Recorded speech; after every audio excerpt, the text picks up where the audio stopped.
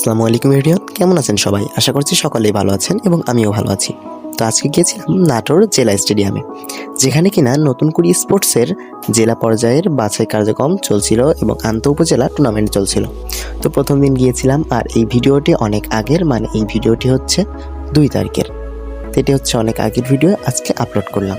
এরপরে আমি কিন্তু চলে আসি, আর আজকে আমার আছে কাবাডি এবং দাবা খেলা, এবং এরপরে আরও ক্রিকেট খেলা আছে। এজন্য কিন্তু আমি চলে আসি নাটোর জেলা স্টেডিয়ামে। আর এখানে কিন্তু অনেক প্লেয়ারদের মুখরিত একটা ভাব ছিল, কারণ ফুটবল, ক্রিকেট, ব্যাডমিন্টন, কাবাডি, দাবা, মার্শাল আর্ট, জুডো, অ্যাথলেটিক্স, এই 7টি বিভাগে কিন্তু চলছিল জেলা পর্যায়ের বাছাই কার্যক্রম।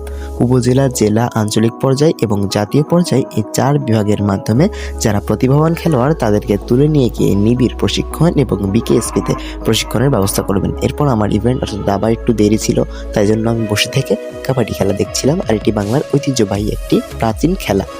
এরপরে কিন্তু দেখছিলাম তারা সুন্দরভাবে বাছাই কার্য সম্পাদন করছেন, একেবারে নিখুঁতভাবে জেলা পর্যায়ের টুর্নামেন্টগুলোর মাধ্যমে যারা ভালো খেলছেন তাদেরকে খুঁজে বের করছেন। তো এই উপজেলা পর্যায়ের টুর্নামেন্টে কে কে দেখতে গিয়েছেন অবশ্যই কমেন্টে জানাবেন, আর কে কোন উপজেলাকে সাপোর্ট করছেন অবশ্যই কমেন্টে জানাবেন। ধন্যবাদ সবাইকে।